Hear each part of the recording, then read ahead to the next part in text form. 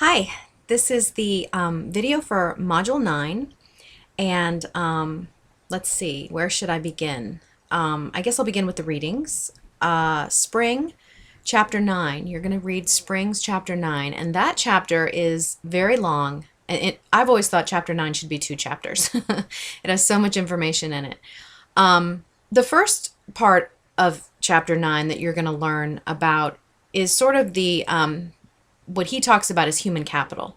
And that's essentially how can we prepare students to help out the American economy, and how can we make sure that what their talents are is a fit for what is needed in the workforce and in the market. So by really the turn of the century, during industrialization, this becomes more and more of an issue: is are we preparing students to be able to take on the jobs in the workforce? And as jobs became more complicated, I guess, people started essentially crying out that students aren't ready, and these types of things. But what's also going on at the time is, how do you prepare students for college, and how do you prepare students for real life? Like one's not the other. There are several reports that come out. There's one that comes out, the Committee of 10, and that's in 1894. That one basically wants to address how to standardize. There's so many more students going to high school. How do you standardize what each high school is doing so that colleges know, if Joe went to this high school over here, did he meet the same standards as going to this high school over here? So they're trying to come to some sort of consensus about standards for accepting students into colleges from high schools. And, essentially the question becomes, do we prepare all students just as though they were going to college? All students get a liberal education alike, or do we have a different type of education for people who are not going to college? And I think what you're going to find is that they essentially believe that it's not democratic if you don't prepare everyone. Everyone deserves a chance. So then you'll get later on into, I think it's 1918, you'll get to a different committee report, and that one's called the Cardinal Principles Report.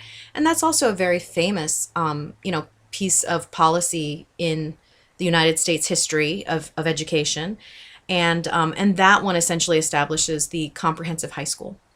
And that report addresses the fact that although we want to remain democratic and we want to prepare students who are not going to be able to go to college as much as we want to prepare students who are going to be able to go to college, what they do decide in that report is that we're going to keep everybody in the same school, though. We're going to keep everyone in the same high school. So even though they may go and take different classes and different coursework, at least in their electives and in clubs and organizations after school and eating at lunchtime, different classes, different types of people, those going to college, those not going to college, will still be able to socialize together, and will still be able to learn from each other and meet each other, and these types of things. It's a very American, a very democratic, I think, approach to dealing with high school. Unlike, Europe, where they're sending certain kids, take a test at 13 and go off to a vocational school, while other kids go off to an academic, college prep type school. Anyway, so those are just some things in Chapter 9. What else? Oh, there's a ton of people. Oh my goodness, there's a ton of people. There's Dewey, there's Thorndike, there's William James, there's William Chandler Bagley, there's William Herd Kilpatrick. These are all names that you'll learn more about. I give you a PowerPoint to kind of sum up why these different people are important and are famous in our field. And Herbart, lesson plans, these types of things. So there's a lot in Chapter 9. So I've given you a PowerPoint. It also has a lot in the PowerPoint to try and sum up all of the important information there. So then the other two readings were Chapter 6 in the Darling-Hammond and Chapter 6 in the Ravitch book. Chapter 6 in Darling-Hammond is really, really interesting. I love reading that chapter. I don't assign this book in my face-to-face class because it's too much for what we're doing in our face-to-face class. But this chapter is one that I have assigned, just scanned and assigned, because I think it's so important for we talk a lot about what's wrong with our system in the United States. Okay, well, so then what's an alternative, And I think it's really interesting to read about Finland, Singapore, and South Korea. And I think you're going to find that in chapter 6 of the Darling Hammond book. So, comparisons with other countries and essentially what are they doing that we're not doing. And you ask yourself critically too, is it fair for us to compare?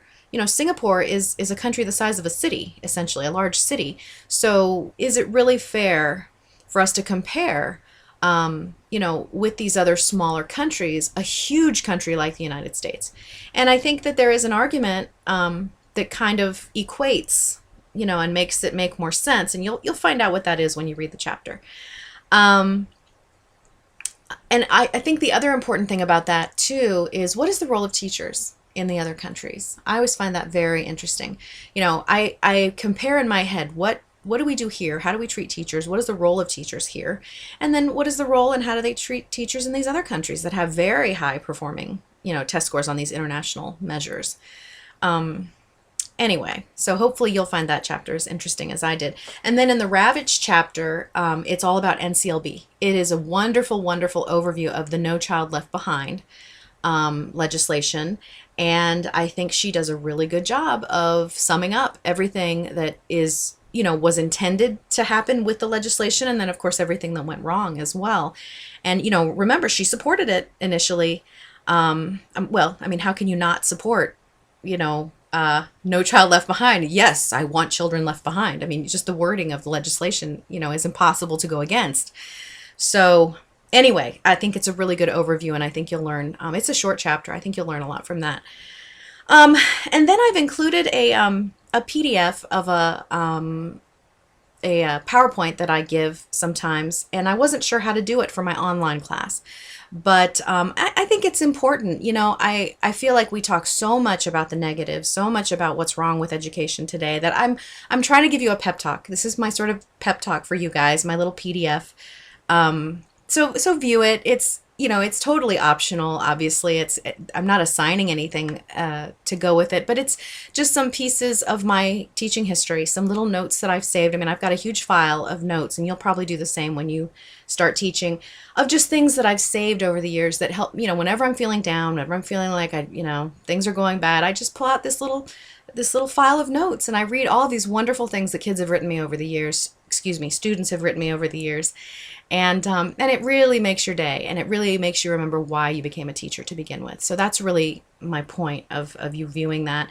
And then there's a discussion question to go along with that. Because we had the midterm last week, this is one of the rare weeks that you will have both a journal entry number 4, and you will have quiz number 4